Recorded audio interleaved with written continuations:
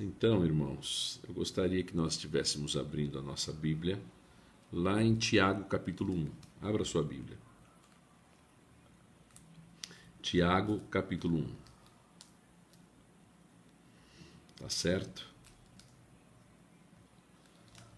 Tiago, capítulo 1 sempre traz algumas lições muito importantes para o nosso coração em relação à palavra de Deus.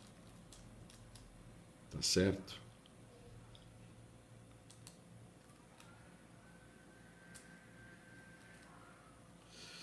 Boa noite, Lu. Boa noite, Luzinei. Um beijo para você, para sua família.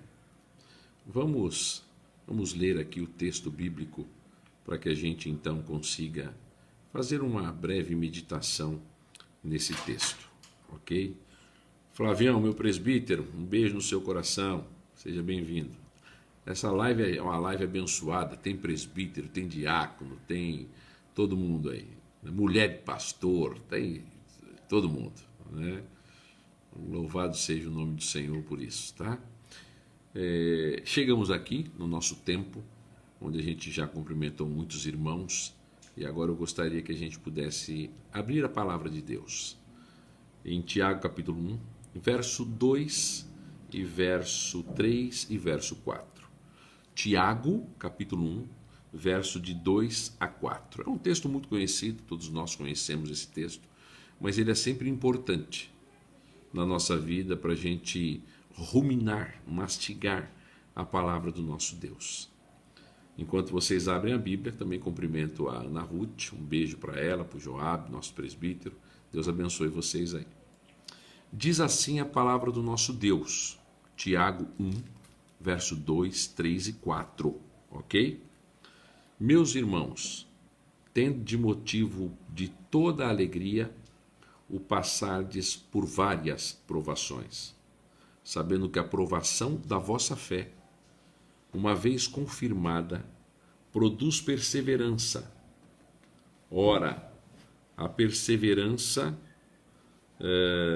deve ter ação completa, para que sejais perfeitos e íntegros, em nada duvidando. Esta é a palavra do nosso Deus, que traz instruções ao nosso coração em todos os momentos pelos quais nós passamos de dificuldades nesta vida. Hoje foi um momento assim bastante difícil para todos nós que fazemos parte da Igreja Betânia, porque, na verdade, a situação dramática ela ocorreu com um dos nossos membros, que é a Natiele, uma jovem da nossa igreja, cujo pai, o Antônio Pilar, foi meu aluno, inclusive, no Instituto Bíblico.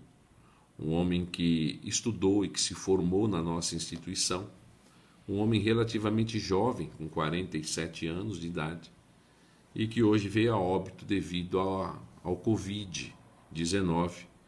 Ele foi internado já algumas semanas atrás, e hoje ele veio a óbito. E essas coisas sempre geram muita comoção. Eu estava numa reunião hoje, durante a manhã inteira, até a hora do almoço, e de repente eu vi a mensagem, depois que terminou, eu liguei para a Natiele, e ela chorosa e chorando, obviamente, por conta da questão que envolve o seu pai. A gente pôde conversar um pouco, e eu já orei, inclusive, pela vida dela e pelo luto na sua família. Mas as tribulações e os momentos difíceis hoje são cada vez mais comuns na nossa vida.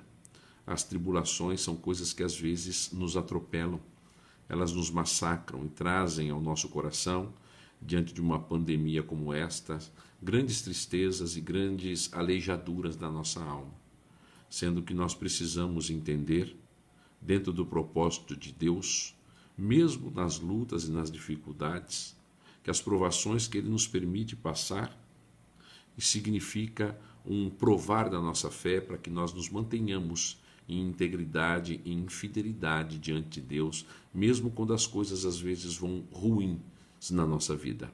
Não é fácil enfrentar momentos de lutas e nem momentos de luto nesses tempos. Mas a palavra do Senhor nos traz grande motivação A primeira coisa que ela nos ajuda a entender é que nos momentos da tristeza, da tragédia, da dor, das provações e das grandes lutas, nós precisamos sentir-nos alegres. Alegres por quê? Parece algo contraditório, que vai exatamente na confusão daquilo que os nossos sentimentos sentem, naquilo que a nossa alma sente em momentos difíceis, não é verdade? É uma coisa interessante porque a alegria sempre está associada a momentos de prazer, de gozo, a momentos que trazem conforto à nossa alma, a momentos em que a gente festeja, em que a gente comemora, não é? Quem gosta de futebol, quem gosta de um jogo, quem gosta de uma festa, quem gosta de comemorar um aniversário, coisas desse sentido. Essas coisas às vezes alegram o nosso coração, sem dúvida. Agora, as dificuldades, como é que se alegra nelas? Né? Hoje, por exemplo, o nosso irmão Danilo, lá da nossa igreja, o Danilo Nadaf, está comemorando o aniversário dele. Fez aniversário hoje. O seu pai, há 15 dias atrás, faleceu de Covid, doutor Moisés Nadaf, que era um médico aqui da nossa região. Portanto, quando a gente olha as misturas de sentimentos em momentos assim, a gente não sabe se alegra mais ou se entristece-se com mais intensidade. E quando a gente vai para a palavra de Deus, ela diz: tende por motivo de toda a alegria o passardes por várias provações. Agora, ela mostra a finalidade da gente aprender a encontrar forças para nos alegrarmos diante dos momentos difíceis da vida. Ou seja, a primeira coisa que ela nos ensina é que as provações, elas não são um fim em si mesmo. É possível nós, diante das provações e das lutas que enfrentamos, mantermos um estado de espírito onde haja prazer, alegria e gozo no nosso coração. Essa é a primeira coisa que nós precisamos de entender.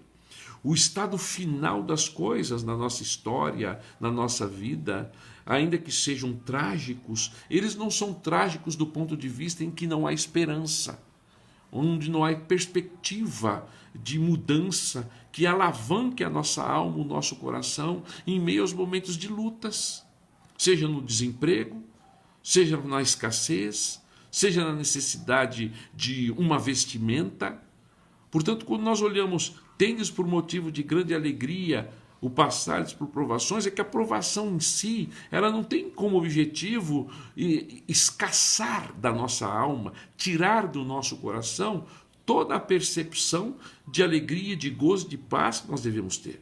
Porque a nossa alegria, ela não pode estar atrelada ao meio ambiente, às circunstâncias da vida, aos momentos que nós vivemos. Porque se for assim, então nós só encontraremos paz e alegria quando de fato nós estivermos vivendo momentos de festa, momentos de festejamento, momentos em que as nossas conquistas se tornam conquistas pessoais absolutamente referenciadas ou referendando a gente como ser humano vitorioso.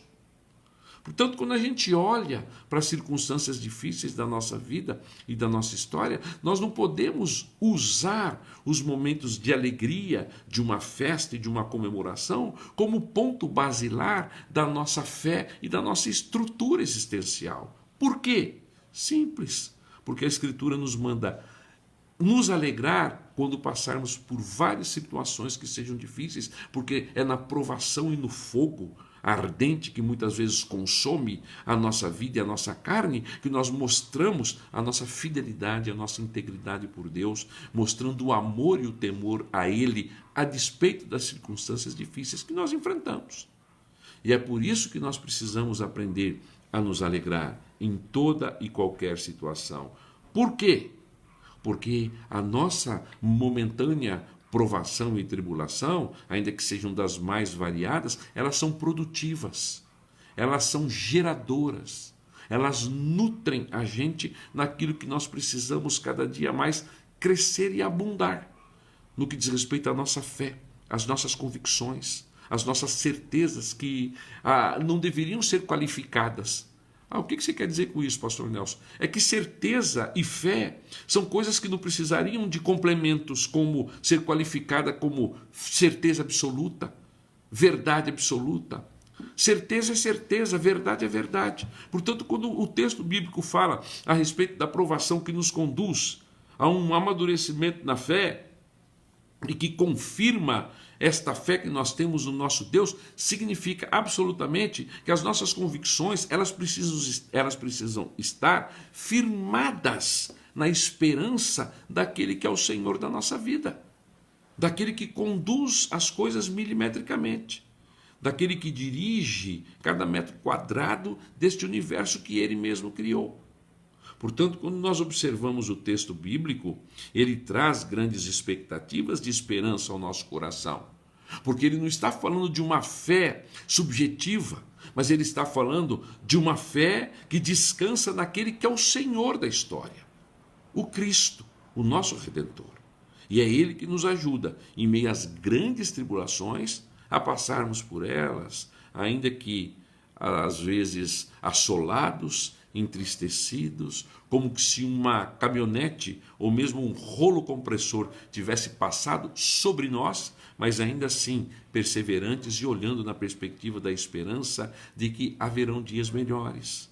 Não porque estes dias virão com base em promessas políticas, com base no recapeamento da cidade de Cuiabá, ou com base no kit Covid que vai ser distribuído, ou com base no número de pessoas que baixou a necessidade de uso de UTI nos nossos hospitais, que houve uma queda. Não, mas porque nós temos, diante das lutas e dos enfrentamentos, uma fé convicta num Deus que cuida da gente, num Senhor que é Rei e que comanda a nossa história absolutamente. E é isso que nos faz, no meio das lutas e das dificuldades, mantermos a nossa fidelidade diante de Deus. É isso que produz perseverança em nós. A perseverança em nós, ela é produzida por momentos difíceis, porque são nesses momentos que nós somos acrisolados, provados, para que permaneçamos em fidelidade a Deus, olhando sempre para Ele e entendendo que o nosso Redentor vive. Porque foram essas palavras de Jó, lá no capítulo 19 de Jó, onde, em meio a uma circunstância totalmente dramática, ele diz: eu creio que o meu Redentor vive. E é exatamente isto que deve renovar a nossa fé, é a perseverança. É olhar em perspectiva para o futuro e saber que ele está amarrado, determinado, conduzido nas mãos do nosso Deus, e é ele que move céus e terras para que eu e você consigamos permanecer em fidelidade a ele, mesmo enfrentando os momentos difíceis que nós enfrentamos. Por quê? Porque esses momentos têm um objetivo na nossa história. E o objetivo que ele tem na nossa história é nos amadurecer. E é isso que nós precisamos entender como igreja, porque é isso que o verso número 4 vai dizer, porque a perseverança tem ação completa, para que sejais perfeitos e íntegros. Existe sempre um objetivo na nossa vida pelas coisas que nós enfrentamos, seja nos momentos difíceis, seja na escassez, seja na luta do dia a dia, seja no momento de tragédia emocional, de luto, de morte, de dor. Em tudo isso há um objetivo da parte de Deus e um propósito bem amarrado na história, cuja finalidade é nos fazer maduros na fé.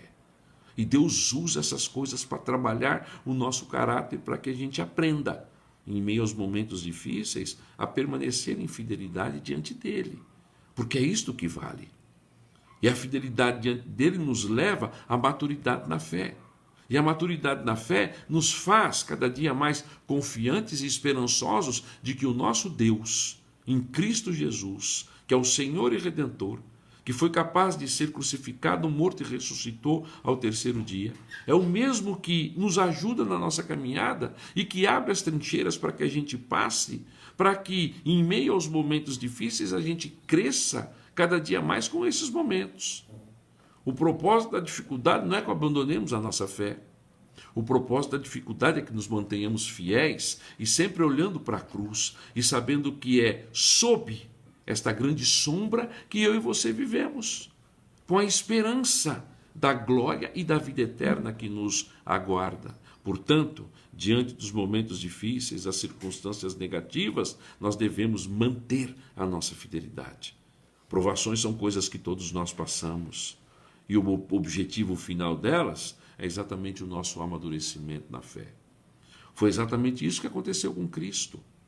Todas as sortes de sofrimentos pelas quais o nosso Senhor passou, o autor de Hebreus, se eu não me engano, no capítulo 5, diz que Cristo aprendeu através do sofrimento. A maturidade, inclusive para a humanidade do nosso Redentor, nesse sentido. E nesse sentido de humanidade, nós não somos diferentes dele. Nós somos humanos como ele foi. A questão é que ele não foi afetado pelo pecado, mas pelos sofrimentos, pelas dores e pelas lutas e pelas tentações que tentaram muitas vezes tirá-lo do objetivo, ele foi tal qual nós somos.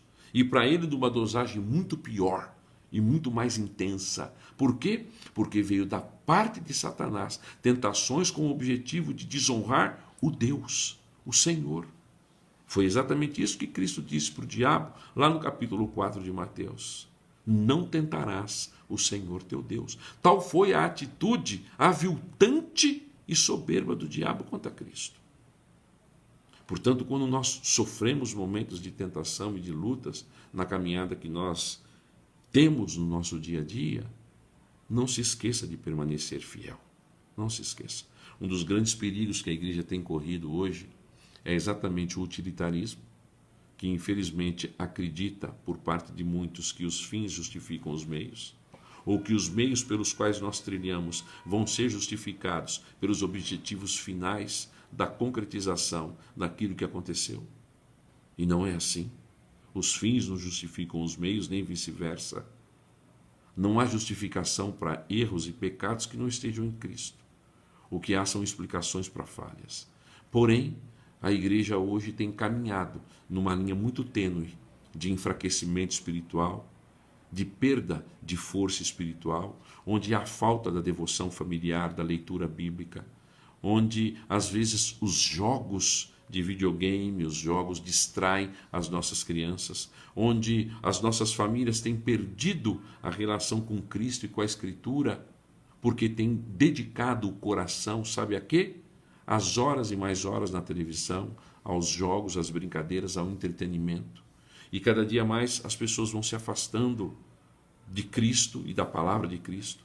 Alguns delas buscam recursos para não sofrer e não enfrentar momentos de dor na alma. Não tem jeito, porque essas coisas são didáticas para nós. E é isso que como igreja nós temos que aprender. A manter a nossa fidelidade, a nossa integridade, a nossa...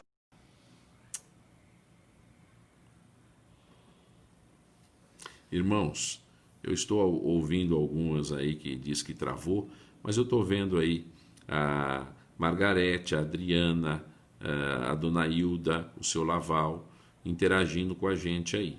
Né? Não sei se para eles travou também. Para mim aqui não apareceu que travou. A internet é ruim para todo lado, então. Tá? E o Edson está dando um toque aí, dizendo que está jóia, mas essa mensagem está gravada aí. Eu espero que vocês possam assisti-la, se é da vontade de Deus na sua vida, tá certo? Então nós estamos encerrando esse momento. Eu gostaria de pedir que vocês que não acompanharam até o final, ela está gravada. Aqui na minha internet não deu esse tipo de problema, tá certo? Então a minha palavra final é que em meio às tribulações você permaneça fiel a Cristo. Você amadureça na fé. Você não permita com que nada tire o seu objetivo e o seu alvo maior, que é perseverar diante do nosso Deus. A igreja está correndo um grande perigo nos dias de hoje, é verdade. Mas aqueles que estão em Cristo Jesus, conhecendo a Escritura Sagrada, sabem do seu compromisso, da sua fidelidade e da sua integridade com o Senhor. Então se mantenha assim. Não permitam com que as provações, as lutas, as angústias, os momentos difíceis que você enfrenta, tire você do verdadeiro objetivo de adoração e de glórias que você deve prestar ao nome de Cristo. Não permita com que nada te distraia, que te roube o objetivo maior, que é viver sobre a sombra da cruz. Que Cristo te abençoe, te proteja e te faça, em meio às tribulações que você enfrentar, permanecer com fidelidade diante dele. Ok? Deus abençoe. Vamos ter uma palavra de oração e eu gostaria de pedir aos irmãos que estivesse orando pela Natiele e a sua família, que estivesse orando pela vida do Pedro Sebastião, que é um presbítero lá da primeira igreja de Goiânia. Ore pela vida dele e sua família. Ore também para que Deus abençoe a vida de uma pessoa cujo nome é Nicola, que é irmão do meu tio, um homem muito crente que está internado já num estado gravíssimo. Orar pela vida da dona Dalva também. Orar pela mãe do meu cunhado Marcos e do nosso diácono, né, Lindalvo. Orar pela vida da igreja. Orar para que Deus fortaleça a nossa fé e faça com que a palavra dele repercuta, levando alento e paz ao coração das pessoas. Tá certo? Eu tenho uma prima lá em Portugal, cujo nome dela é Cacilda. Ela tem muitas lutas com uma filha que ficou doente há alguns anos atrás. Pensa numa mulher, gente boníssima, sempre feliz, sempre alegre, conversando com a gente. Mas a luta dela é muito grande e ela tem escutado e ouvido as nossas mensagens sempre. Eu gostaria que vocês também estivessem orando pela vida dela, tá certo? E vamos orar nesse instante. Abençoa, Deus, a tua palavra. Queremos colocar diante de ti a nossa querida Natiele, a vida do presbítero Pedro Sebastião, a vida de todos aqueles que fazem parte da nossa igreja e que estão se recuperando da enfermidade. Ó Deus, cuida da tua igreja, fortaleça-nos a fé em Cristo. Oro pela minha prima lá em Portugal, por todos aqueles que ouvem a tua palavra, escutam a tua mensagem, que o Senhor os ajude. O Senhor sabe das lutas que enfrentam e às vezes dos esmorecimentos na caminhada cristã. Ajuda-os a manter-se fiéis a ti. Obrigado pelos nossos irmãos de longe que nos ouvem e que a tua palavra nos renove a cada dia, nos fazendo perseverar em fidelidade diante de ti, mesmo nas lutas. Louvado seja o teu nome. Em nome de Jesus. Amém.